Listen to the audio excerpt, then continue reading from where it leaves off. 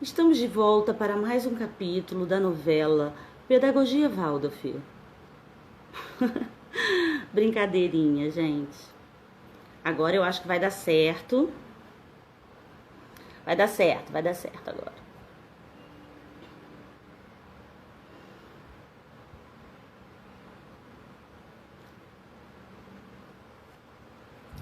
Agora eu vou ver se eu encontro aqui o Alan. Tá melhor? Sim, ver se. Acho que melhorou. E outro Tá ficar falhando, tá falhando o som. tá muito baixo, né? Né? Você tem um fone, de repente funciona melhor.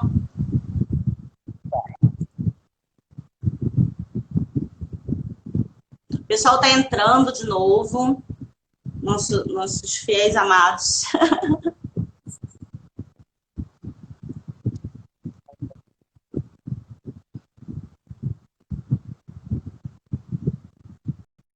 Chamando de novo o Alan. Agora sim, finalmente. Tá melhor. Eu estou te vendo. Finalmente.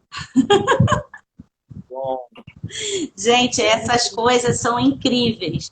Eu já fiz uma live inteirinha, só que eu mesma que não me via. Eu via a pessoa, mas eu não me via. E foi o outro aqui, o que que eu, foi o celular? que é o que tá com muito fio. Ah, o som tá ruim. Eu não tô ouvindo direito.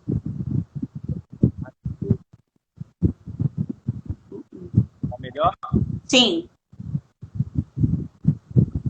ver se acho que melhorou. E outro Tá ficar falhando, tá falhando o som. tá muito baixo, né? Né? Você tem um fone, de repente funciona melhor.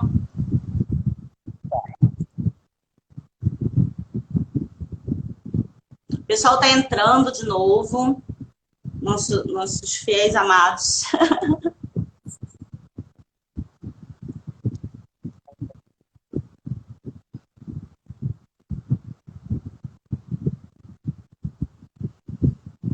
Então, gente, o pessoal tá entrando e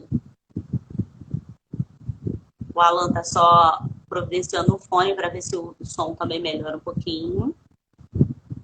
Se vocês sentirem algum problema aí na imagem ou no som, avisa a gente, por favor.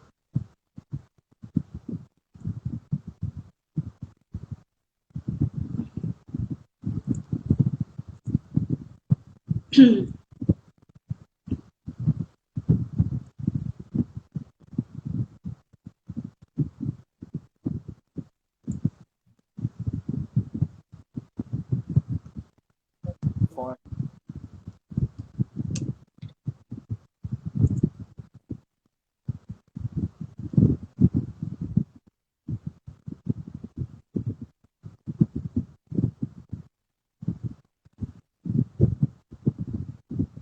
Bom, aproveitando para lembrar vocês, então, de na nossa página do Instagram, depois dá uma olhadinha lá na nossa bio, no link sobre o curso, lê todos os itens lá, o que, que a gente vai tratar cada dia, né? 4 encontros no mês de outubro, às quartas-feiras, de 19h30 às 21h30. E a gente está aguardando vocês, esperando vocês estarem conosco nessa nova empreitada do Abaetê. Né? A gente vem tentando se renovar o tempo inteiro. Né? Acho que está todo mundo assim, tentando se renovar. E nisso tudo a gente ainda está aqui pensando o que será que a gente pode aprontar para novembro e dezembro ainda, né? O que, que a gente pode criar? Se alguém tiver alguma sugestão, estamos abertos a sugestões.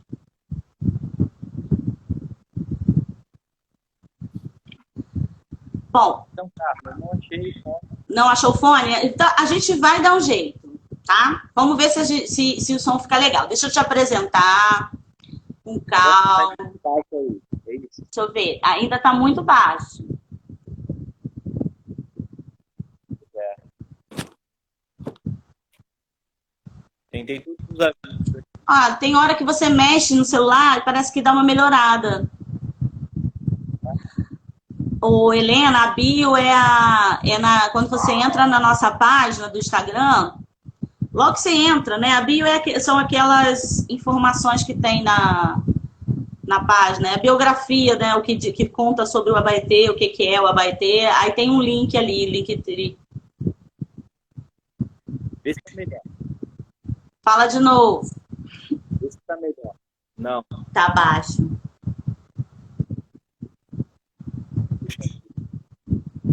Você vai ter que chegar pertinho do celular.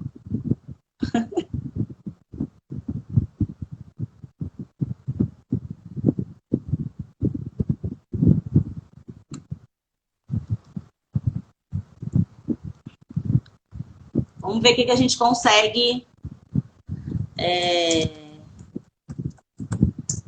Vamos ver o que a gente consegue para melhorar. Vai melhorar, Alan. Achei. Tem outro fone aqui que eu. Achou?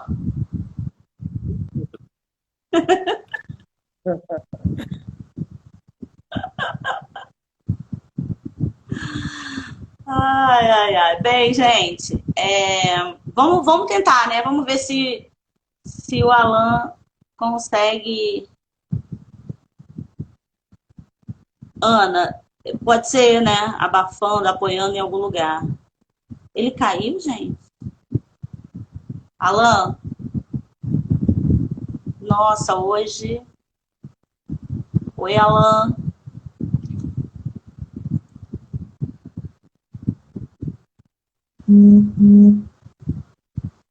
Ele caiu, gente.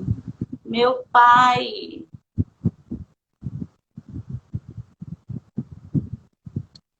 O que vocês sugerem? Ele tá no celular, Lola. Ele tá justamente no celular.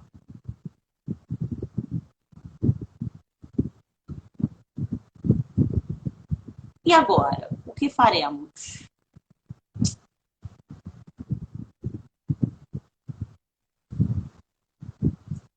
Bom. Daniele, não tá mesmo, não. Ele tá em Campos. Ah, ele pediu para tentar aqui. Vamos ver se melhora.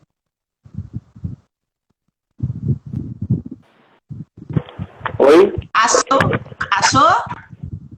Tá me ouvindo bem? Tô te ouvindo melhor. Tá melhor? E agora eu tô com um fone aqui que eu achei, não é o que eu queria ter achado, mas eu achei algum aqui que tá... Agora dá para ouvir. Bom. Tá? Agora dá para ouvir, sim. Acho que vai funcionar. Bom, gente, então, esse é o professor Alan. Você tá um pouco no escuro também, Alan, mas aí eu não sei se é da sua internet. Acho que a sua internet é que tá falhando alguma coisa aí. É a internet dele, né, gente? Eu acho que ele caiu de novo. Sim. Estavam ouvindo. Mas assim, sem o fone, fica falhando.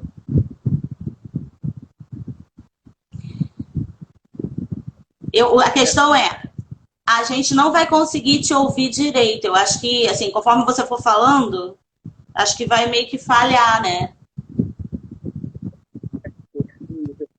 Tá me ouvindo? Melhor. Tá o quê? Tô te ouvindo.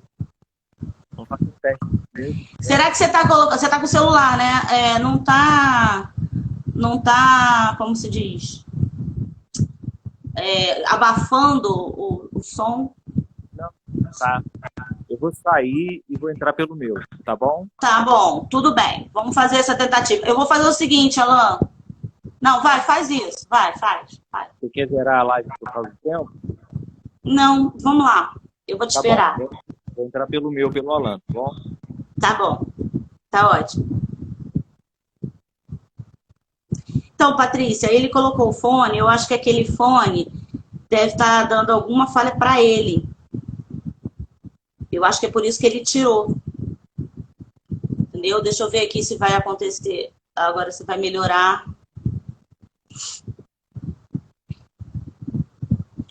Se não... Ó, peraí. Oi. Então, nossa! Agora tá bom. Eu não tô te vendo. Aliás, eu não tô me vendo. Mas, tudo bem. Eu tô te vendo. As pessoas estão te vendo. Entendeu? Você vai fazer uma conversa às cegas. Então. Isso. Mas se o pessoal tá me vendo e me ouvindo, então vamos lá. Então, gente, vamos lá. Ana Cláudia, Patrícia, a Lola, que está ajudando a gente aí. Estão vendo e ouvindo o Alan? Para mim vai ser como uma ligação. Eu sei como é. Foi o que eu falei que eu passei da outra vez. Então, tem algumas pessoas até que falaram que seria melhor a gente sair, todo mundo, e voltar numa outra. Mas eu tô com medo de fazer isso e dar algum outro problema, né? O que você acha? Não, eu acho que não. Eu acho que agora o que vai acontecer é isso.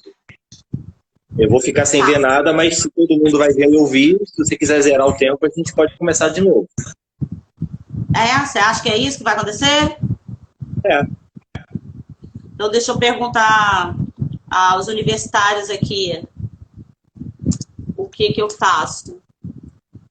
Ver se a minha universitária preferida vai me responder aqui, para saber se fica melhor. Eu acho que a gente pode até ficar aqui e depois dar continuidade na outra. Acho que é melhor, tudo bem, né? Então vamos lá. Então, vamos começar. E antes, eu quero começar apresentando o professor Alan, que vocês já viram, ouviram mal, bem, né? Mas que ouviram mal, bem agora, que eu quero dizer. Não é do passado, não. É agora nesse movimento de sem som. Bom, o professor Alan, ele é pedagogo, educador, consultor de desenvolvimento, dedica-se à antroposofia e à pedagogia Waldorf há 22 anos. Gestor e consultor nas áreas de educação, recursos humanos, qualidade, marketing e gestão comercial. Ele é pesquisador nas áreas de pedagogias comparadas e filosofia há 25 anos.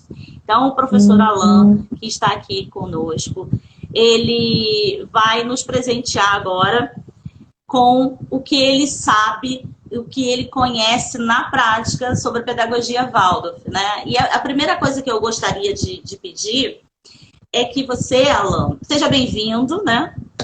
Que você fale um pouco para a gente como é que foi esse seu encontro com a pedagogia Waldorf, né? Assim, como o Alan conheceu a pedagogia Waldorf e qual é esse caminhar seu, né, através dessa pedagogia. Então tá, estão me ouvindo bem, né? Sim.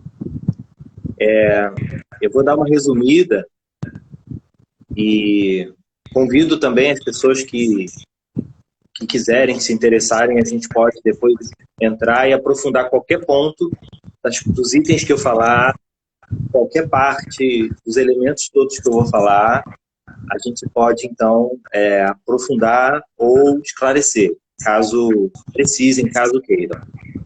Eu comecei a me interessar por educação desde muito cedo, desde criança, desde a pré-adolescência, e eu já entrei na adolescência trabalhando em projetos sociais, em projetos envolvendo educação.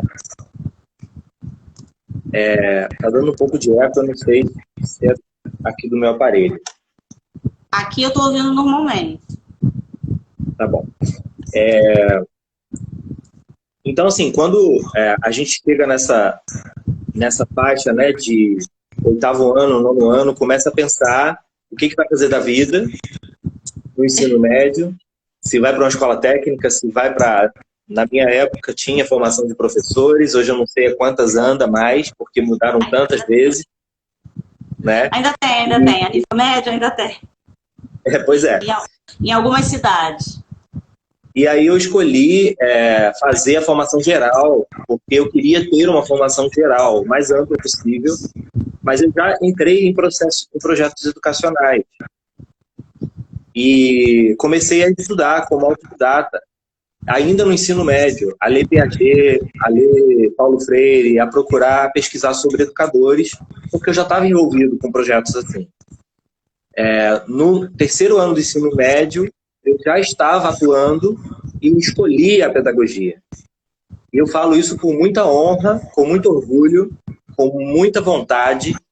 Eu era um dos melhores alunos do ensino médio. Eu não falo isso para me gabar, eu falo isso porque existem algumas pessoas, eu sei que não estão aqui nos ouvindo hoje, que falam da educação como uma falta de opção, né?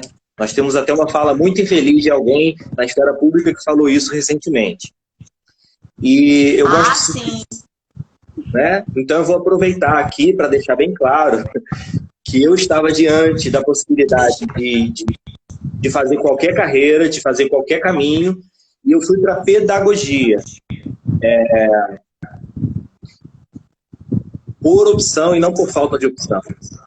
Entrei convicto. Também, eu tenho orgulho também de dizer isso, a mesma coisa. Isso aí. Entrei convicto e comecei, então,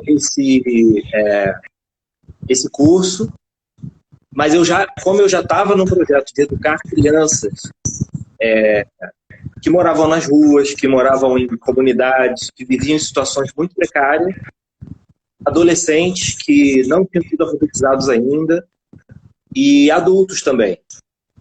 Mas em se tratando das crianças e do adolescente, além da questão da vulnerabilidade social, eles tinham um histórico até de tentativas, mas de serem expulsos das escolas. Por questão de comportamento, por questão de várias razões que não se adaptavam ao sistema tradicional do ensino, digamos assim. Então, eu precisava estudar, eu precisava procurar como é que eu faria para alfabetizar essas pessoas, né? Então, comecei a estudar os métodos de alfabetização, a procurar estágios nas escolas, e isso antes do primeiro período. Então, quando eu entrei no primeiro período da pedagogia, eu já era um pesquisador na área de educação, como autodidata, e já estava alfabetizando. E uma das coisas que eu pesquisava, e aí eu estou resumindo muito essa linha de pesquisa, sim, eu cheguei até os pensadores da época do século XIX no mundo inteiro. Eu fazia questão de estudar as pedagogias do mundo inteiro. A gente que fez pedagogia, e várias pessoas aqui que devem estar nos assistindo nessa área, sabe que na faculdade não dá nem conta, né?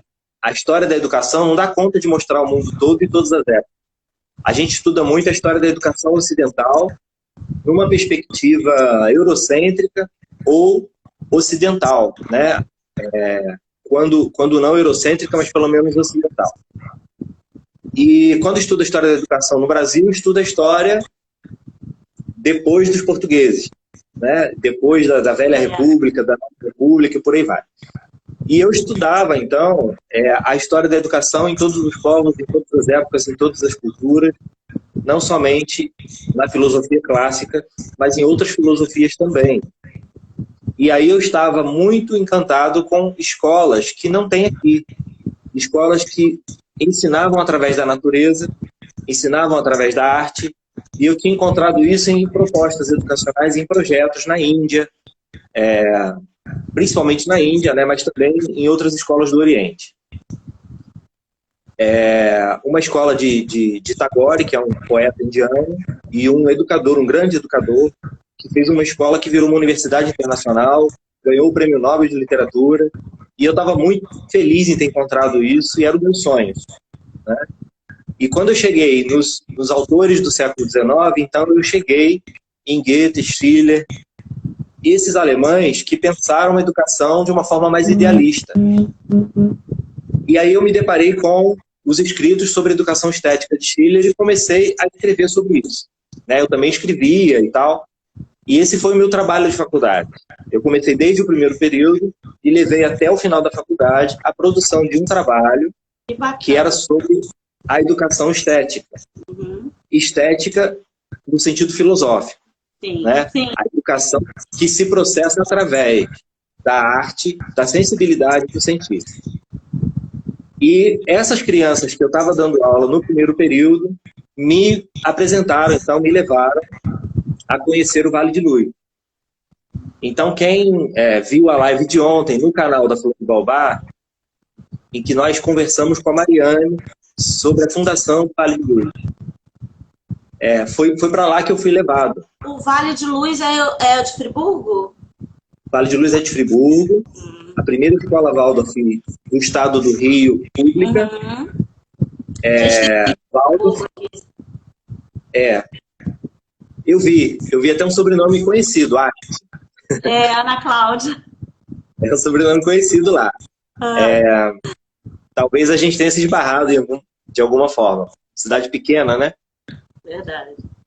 Então, quando eu conheci o Vale de Luz, em 97, foi uma descoberta. Foi, assim, um encontro cósmico. Foi uma coisa apaixonante.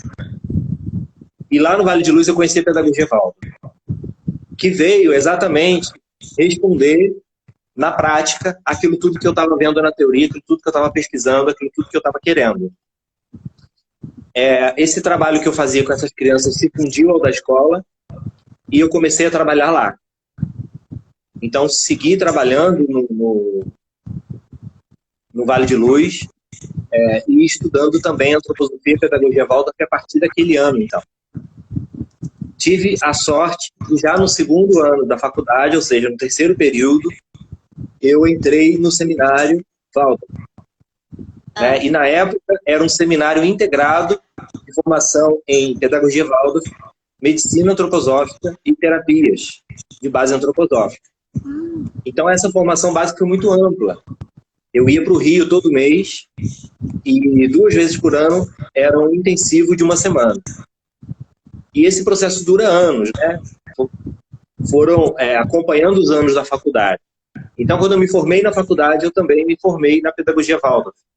E eu tive essa graça de ser professor de classe, professor de sala de aula, de alfabetizar crianças dentro da pedagogia Waldorf, que hoje já são adultos, que hoje já estão formados nas faculdades, e que, com muito carinho, com eles e com as famílias deles, a gente acompanha essa história toda durante esses anos todos.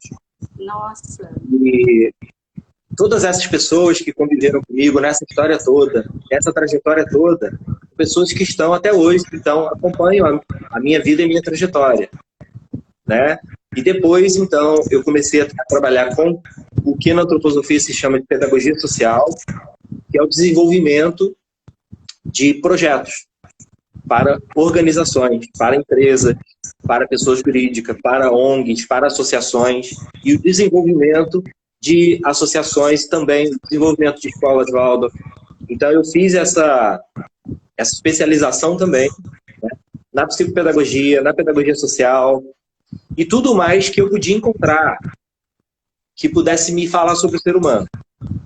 E eu fui fazer todos os cursos que eu podia encontrar que me trouxesse mais clareza sobre quem é esse ser humano. Você começou a entrelaçar tudo, né? Entrelaçar tudo. Desde a história da arte, a terapias, tudo que eram abordagens possíveis de melhor entender e ser um educador. Fiz questão também, então, resumindo muito, ao longo desses anos de trabalhar com todas as idades, seja como professor, seja como estagiário, seja desenvolvendo projetos, até desenvolver um trabalho com adultos, que eu faço hoje nas empresas como consultor de desenvolvimento de projetos nas áreas de recursos humanos, qualidade e área comercial. Então, hoje eu trabalho com essas áreas, né? Com terapias, com consultorias e com a pedagogia Waldorf e o desenvolvimento de iniciativa. Hoje eu represento a Federação das Escolas Waldorf do Brasil para o estado do Rio de Janeiro e Espírito Santo como um colaborador para questões de gestão e desenvolvimento administrativo dessas iniciativas em escolas, nesses 2 estados. esse é o mandato que vai até ano que vem. Então a gente estamos no mandato de 2 anos dentro desse processo.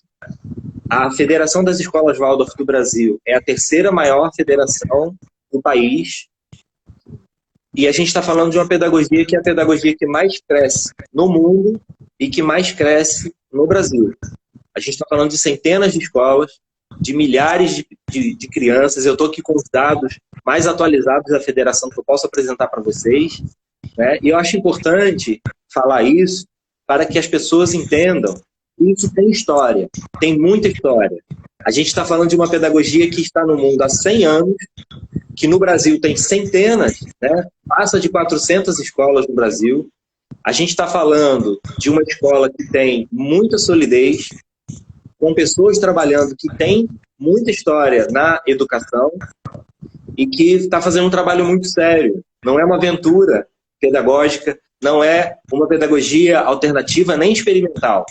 É uma coisa que tem muito fundamento, né? Assim, tem base. E é muito interessante você falar sobre isso, porque todas as características que a gente conhece em linhas gerais, muito gerais, sobre a pedagogia Waldorf, leva talvez a um outro pensamento, né? Um pensamento muito mais senso comum sobre o que seria isso, o que seria essa proposta. É muito bom você falar sobre essas coisas, trazer esses dados, sim, essas informações, para situar mesmo da seriedade do que a gente está falando, né?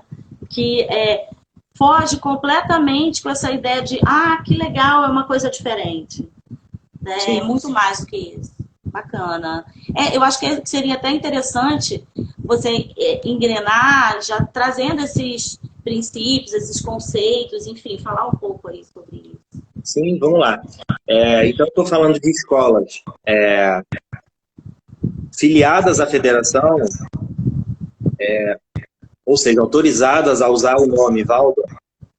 Hoje eu estou falando de 265 escolas, mas a gente tem, em processo de federação, mais de 270 escolas.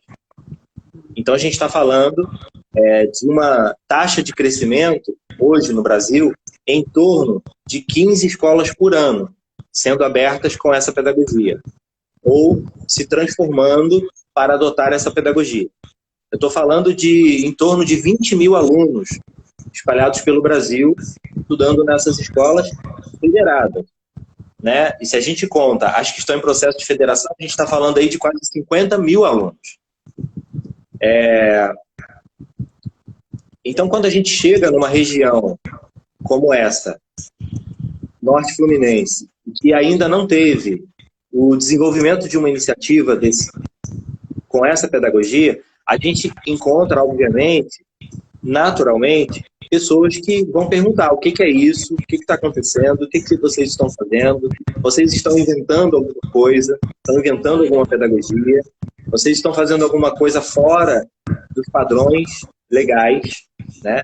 E vale a pena ressaltar que, do ponto de vista legal, todas as escolas Waldorf cumprem para além das exigências legais.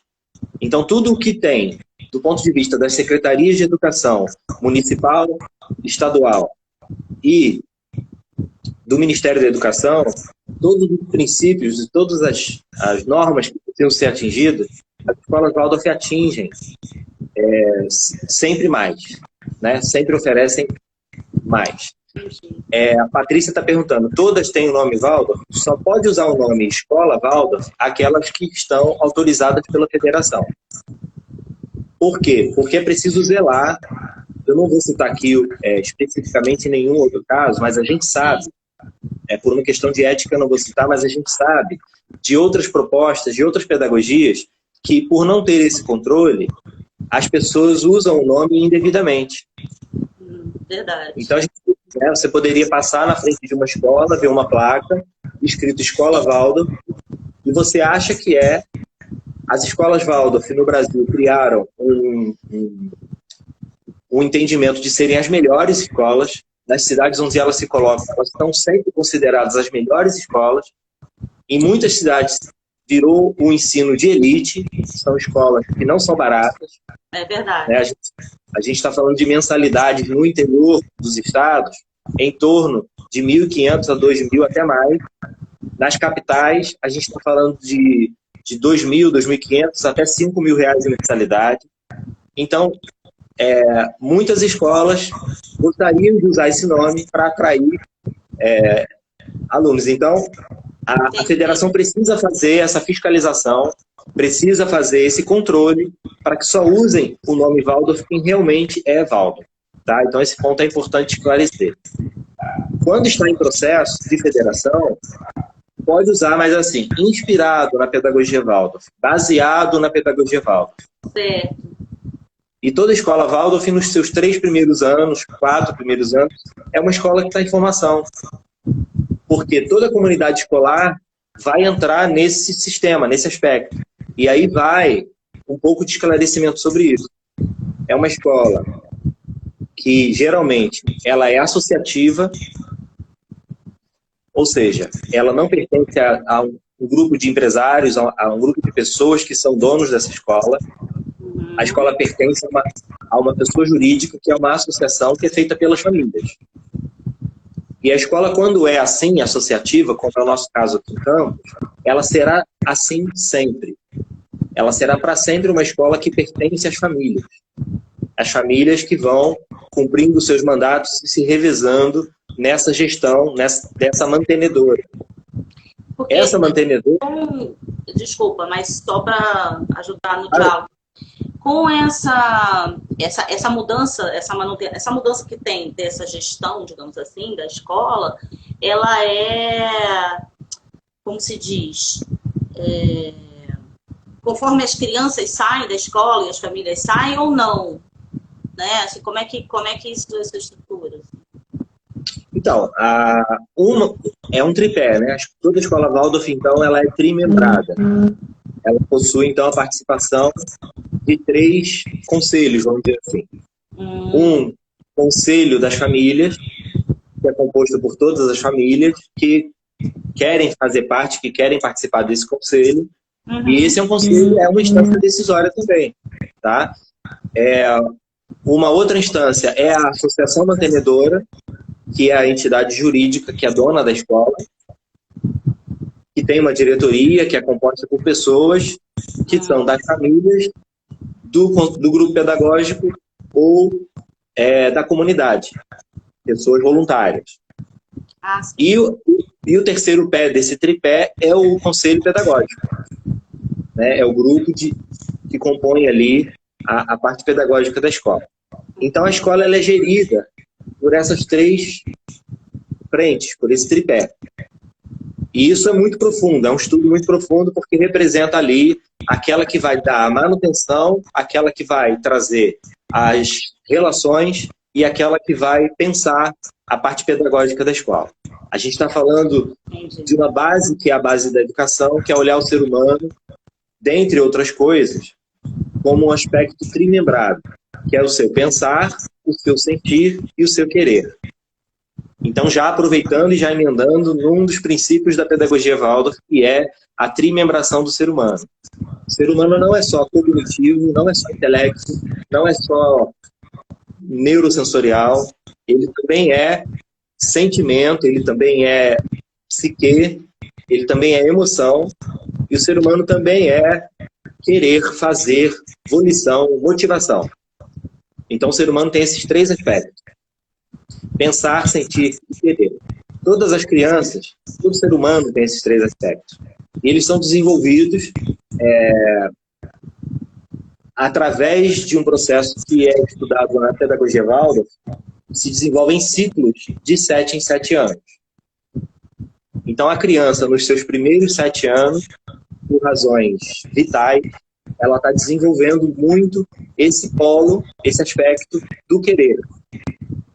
Essa polaridade que precisa desenvolver e ter movimento, brincar, equilíbrio, enfim, uma série de sentidos que são ligados a essa parte motora, volitiva e a essas aquisições para uma boa formação e completude da sua formação neurosensorial. A gente sabe que a criança não nasce pronta. Sim. Né? Pode falar. Então, eu ia falar exatamente isso. E ela está nesse processo, esses primeiros anos, né, também, é o processo em que a criança está cada vez mais receptiva, né? Então, isso assim, né? Então, ela estando mais receptiva, e ela tem maior curiosidade, ela tem maior necessidade de explorar. Então, acho que esse movimento que se pensa dentro desses primeiros anos na pedagogia Waldorf é muito importante. Na verdade, quando se fala de pedagogia infantil, de uma maneira geral, todas elas, de alguma forma, vão dizer que esse é o tempo básico, o quanto é isso importante. Tal. A questão não está no dizer, né? Nem no compreender isso, mas sim colocar isso na prática, numa prática real, porque, assim, ao mesmo tempo que várias pedagogias dizem isso, elas também colocam outras situações que não seriam dessa época, desse período, antecipando, né, muitas coisas que vão atrapalhar muito mais esse processo que ela precisa do querer, né, como você diz. Isso aí, porque assim, quem é o ser humano? Qual é a concepção do ser humano daquela pedagogia? A gente tem que lembrar, e isso vale para todo mundo, que toda escola tem uma proposta pedagógica. Deveria ter, pelo menos, uma pedagogia ou algumas pedagogias nas quais se inspira para a sua prática pedagógica. Uma linha adotada, filosófica, e que toda pedagogia ela é uma aplicação educacional de uma filosofia maior. Então, quando se vai falar em filosofia, é assim, qual é a sua concepção de mundo, do ser humano e de universo? Certo. Então, se não está claro para essa escola, para esse professor, passar para a família qual é o nosso conceito de ser humano, como é que a gente vê quem é o ser humano e como é o seu desenvolvimento, qual é a segurança que a gente tem sobre essa prática pedagógica. A grande responsabilidade daquilo que se vai colocar em prática, porque não existe nada por acaso no campo da educação. As coisas são pensadas, as coisas foram criadas, as metodologias foram criadas pensando num conceito de ser humano. Quando a professora passa lá, liga os pontos, ela está fazendo aquilo baseado no entendimento do desenvolvimento neurológico, do desenvolvimento que é o entendimento que alguém teve. Um mau entendimento, eu diria. Pois é, exatamente. Mas é o entendimento que alguém teve. Mas é um entendimento. Então o ser humano é isso, né? O que é o ser humano? E aí fica assim, hoje, uma grande novidade, ainda para a gente aqui, né? Em 2020, falar de inteligência emocional, por exemplo. As escolas dizem que estão tendo essa preocupação com a parte emocional da criança, com o desenvolvimento ético, com o desenvolvimento de valores, comprando pacotes, comprando isso em pacotes, comprando isso em softwares, comprando isso em sistemas, comprando isso em metodologias, investindo até valores consideráveis nesse processo. Enquanto que a gente, na pedagogia Waldorf, já trabalha isso desde a sua criação há 100 anos atrás. Ainda não chegou nas escolas o entendimento desse desenvolvimento do aspecto do fazer, do volitivo, do querer, do desenvolvimento metabólico e motor da criança, dessa importância. Então, imagina que essa completude, existindo desde a sua concepção, há 100 anos atrás, ela se baseia em algo. Então, vamos lá, para deixar bem claro para o pessoal. Na pedagogia Waldorf, nós estudamos muito o desenvolvimento do ser humano, desde a embriologia, como se processa lá o desenvolvimento do embrião até o nascimento. Depois, como se processa o desenvolvimento do nascimento até a cada ano. Então, quais são as aquisições do primeiro ano, do segundo ano, do terceiro ano, e por aí vai. Então a gente sabe muito bem o que esse ser humano mais precisa do ponto de vista para se tornar mais pleno, integral e saudável quando for adulto, porque essa é a tarefa da educação. É permitir o desenvolvimento, é favorecer o desenvolvimento de seres humanos plenos e integrais, felizes. É facilitar para que ela se autoeduque, como você leu lá no começo, quando eu estava tentando entrar e não estava conseguindo, mas eu vi que você leu esse trecho. Então, esses princípios que a antroposofia traz, que um deles é esse, né, a trimembração do ser humano. Outro princípio é a evolução do ser humano a partir desses ciclos de setênios, de 7 em 7 anos. Outro princípio é entender o ser humano como dotado de 4 organizações que são, inclusive, aceitas dentro da saúde, dentro da medicina, dentro do Ministério da Saúde, nas práticas integrativas e da medicina antroposófica. Que nós temos a organização física, que é o nosso corpo. Nós temos uma organização vital, que vai falar dos nossos aspectos fisiológicos e da nossa vitalidade, e essa relação com a memória e com o desenvolvimento orgânico. Nós temos a nossa organização psíquica, psicológica, emocional, que vai envolver a nossa parte do pensar, do sentir e do querer. E nós temos a nossa 4ª organização, que é a individualidade daquela criança. Aquele eu sou, aquele ser que está ali, aquela individualidade que está ali. Então a gente olha a criança sob um aspecto quadrimembrado, ou seja, com essas 4 organizações. A gente olha a criança no aspecto trimembrado, pensar, sentir, querer. A gente olha a criança no seu desenvolvimento mais saudável possível. E aí entra algumas questões que dão a grande diferença da pedagogia Waldorf em relação a outras. Por exemplo, e muito radicalmente, muito consciente, na pedagogia Waldorf, nós não vamos apressar o letramento. Nós não vamos trazer um encurtamento da infância naquilo que a gente acredita que seja mais importante e que é provado pela neurociência que o ser humano será muito melhor desenvolvido, e isso nós não estamos falando de um achismo, nós estamos falando de biografias sendo acompanhadas ao longo de um século, que estudaram nas escolas Waldorf. Então eu tô falando de pessoas que eu conheço, né, e que passaram por esse processo de educação quando criança, desde os 3 anos, e que hoje já são adultos. Então a gente está falando de a escolha feita por muitos neurocientistas, neurolinguistas, por muitos médicos e por muitos profissionais das áreas tecnológicas. Né? Então, por que escolhem a pedagogia Waldorf? Esse é um dado curioso, né?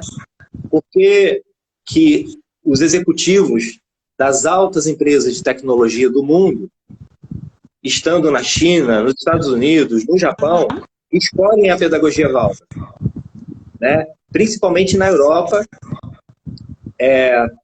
porque os executivos lá do Vale do Silício, da Apple, da Microsoft, da Google, escolhem a pedagogia Waldorf, que não vai colocar a criança diante de tela, diante de um dispositivo eletrônico, e nem apressar o letramento antes dos 7 anos. E eles escolhem essa escola como a melhor pedagogia e a pedagogia do futuro. Eles dizem, e eles entendem assim, que daqui a 100 anos, a educação é essa. É uma educação que traz a criança para a natureza e que traz a criança para o seu desenvolvimento pleno. Por quê? Principalmente nos primeiros anos. Se essa criança viveu, se esse ser humano viveu até os 77 anos, ele vai ter 70 anos de letramento e 7 anos de uma infância que podia ter sido enriquecida, fortalecida, melhorada, favorecida no seu desenvolvimento neurológico, favorecida no seu desenvolvimento estético, favorecida no seu desenvolvimento psicológico, na empatia, nas relações, em tudo mais.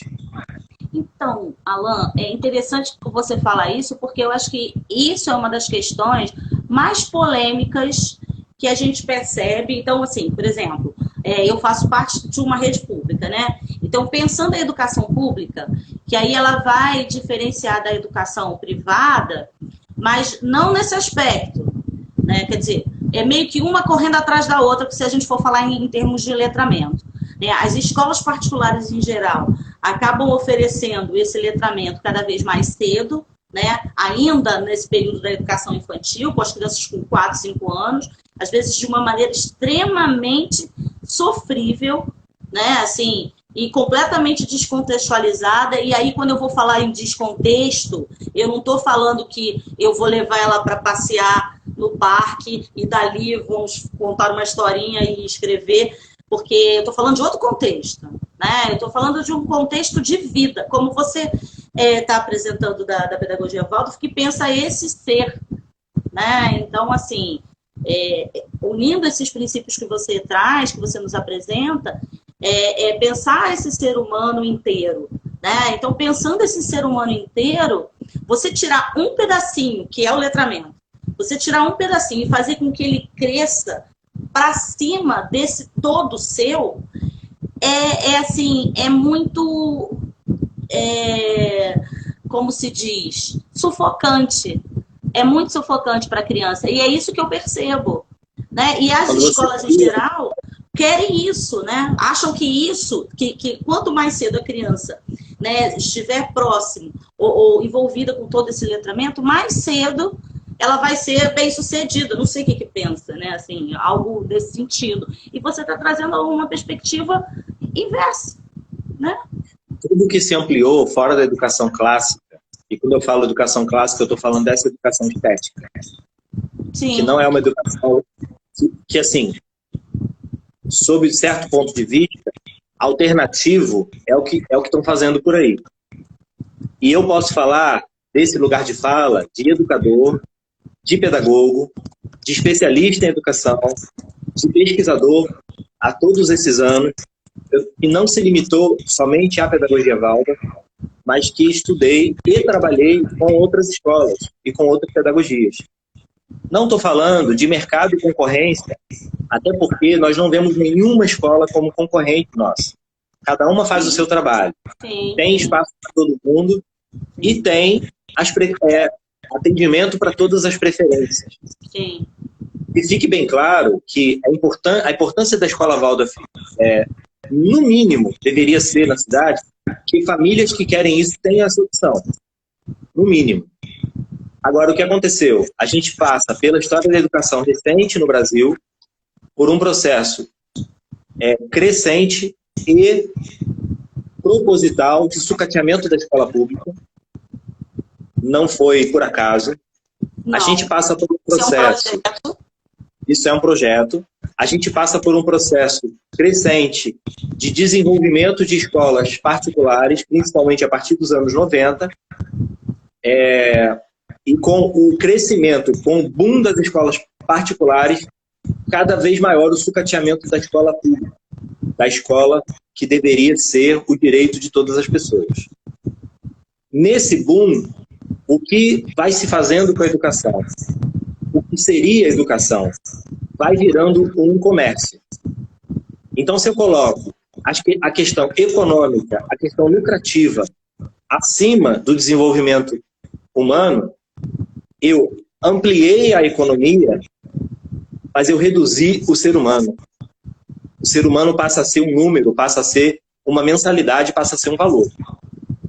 Quando essas escolas começam para ter competitividade, concorrência no mercado, elas começam a oferecer que a medida da escola ter qualidade é o tanto de conteúdo que ela derrama em cima da criança, que ela entope a criança.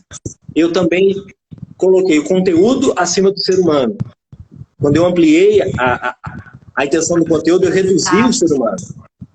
Exato. Quando, então, essas escolas com uma proposta pedagógica altamente questionável vão defender para a família o que a sua escola tem de diferencial, e ela pensa logo na concorrência, ela fala assim, coloca seu filho aqui, porque aqui a criança com 4 anos já está aprendendo letra cursiva. Para mim, e aí eu estou falando como educador, até porque eu não tenho escola, não existe escola no meu nome, eu não sou dono de escola, eu estou falando como pesquisador e como educador. Isso é uma aberração. Isso é uma aberração. Você pegar uma criança de 4 anos para aprender letra cursiva. Com certeza. Porque essa criança tem tanta coisa para aprender, tem tanto conteúdo que deveria ser aquilo que a escola verdadeiramente oferece para o desenvolvimento dessa criança. E quando eu falo conteúdo, eu estou falando de vivência. Sim. Essa criança viver, experimentar. Pode falar. O conteúdo para essas crianças é a vivência que ela participa. São todas as experiências. Esse é o conteúdo.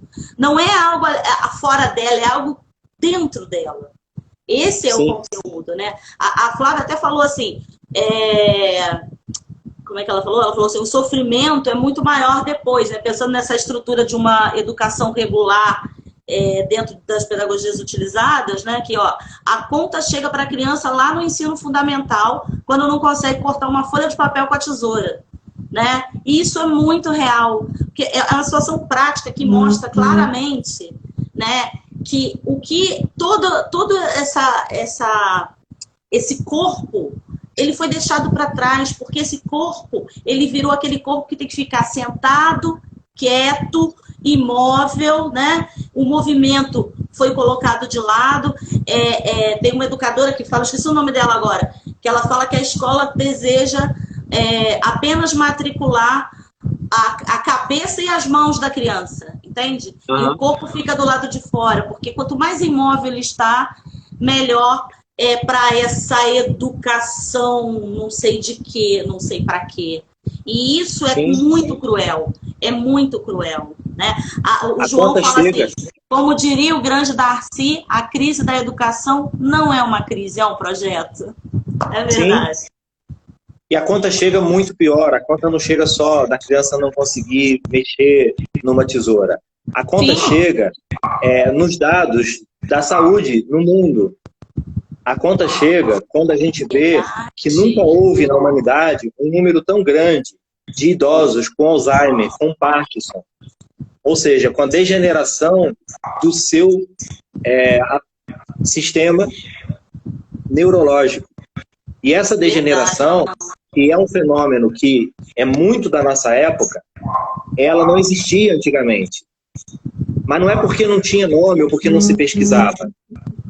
A gente nunca teve uma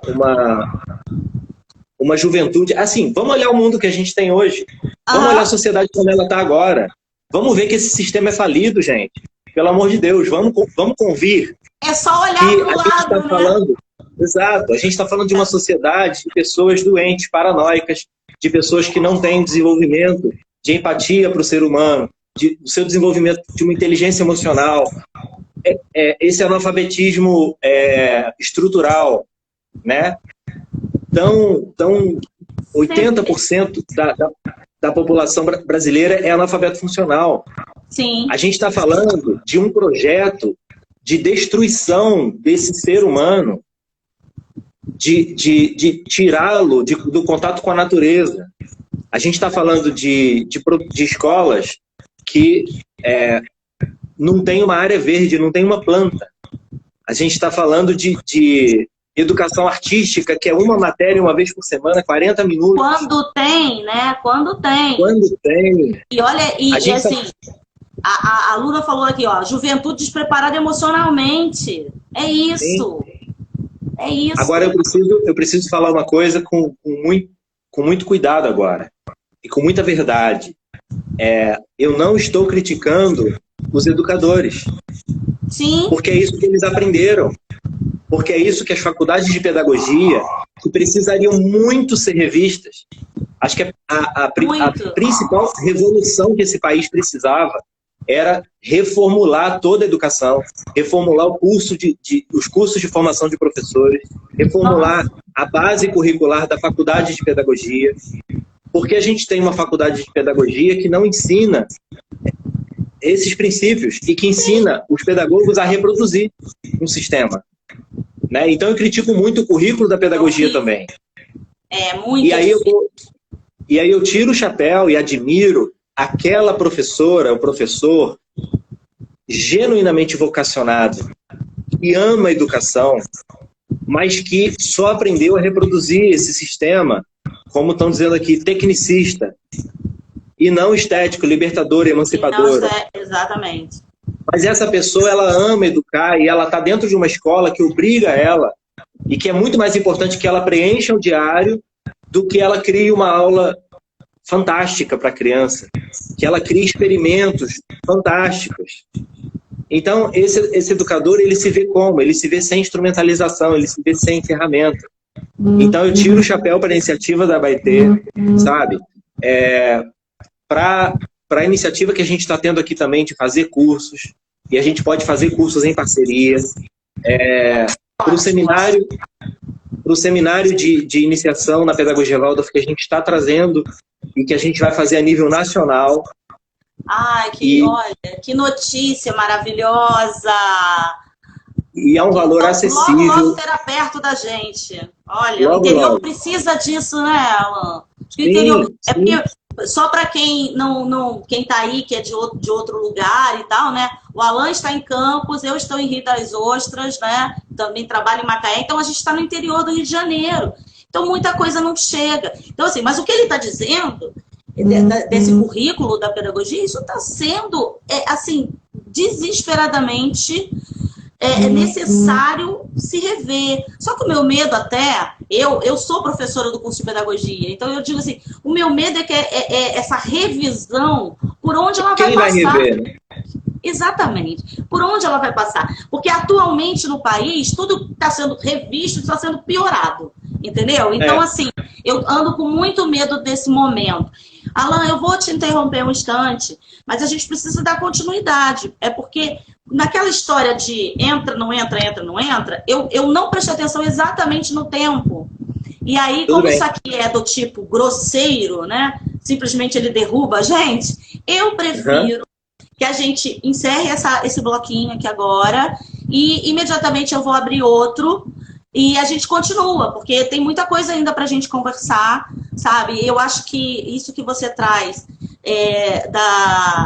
da formação do professor é essencial. Eu sou uma defensora, o Abaetê em si, nós defendemos muito a formação do professor, porque a gente entende que é esse sujeito que precisa estar com uma base boa para que realmente consiga levar. Aí, nesse caso, a pedagogia escolhida, ok, mas que faça bem feito, entende? Porque o que está acontecendo é que está tudo sendo também, mesmo as pessoas com a maior boa vontade, que têm tentado mudar um pouco, e eu super valorizo, porque isso é valorizar a formação, é cada um valorizar a sua formação, ainda assim estão tateando, porque é isso, que a gente aprende um pouquinho aqui, um pouquinho ali.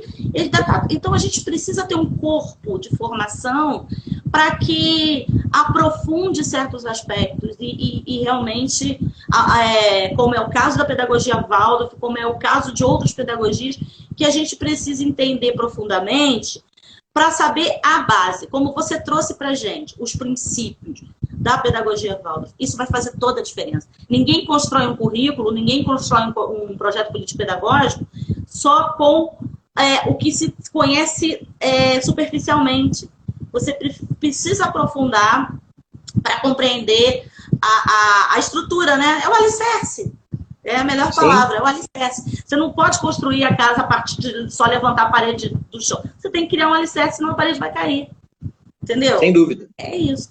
Tá bom? Eu vou fazer isso, então, Alan. Ó, parando esse bloco aqui com a fala da Kátia, que diz assim: Alan, perfeito o seu esclarecimento acerca do desenvolvimento da criança no primeiro setênio. Aliás, você depois fala um pouco mais disso. Sobre não abdicar do brincar. Ainda que muitos pais queiram optar por essa educação, é uma luta social e solitária. Verdade, tem sentido. Vou fechar aqui e já voltamos, hein? Vocês voltem com a gente, hein, gente? Por favor. Voltamos. Até já.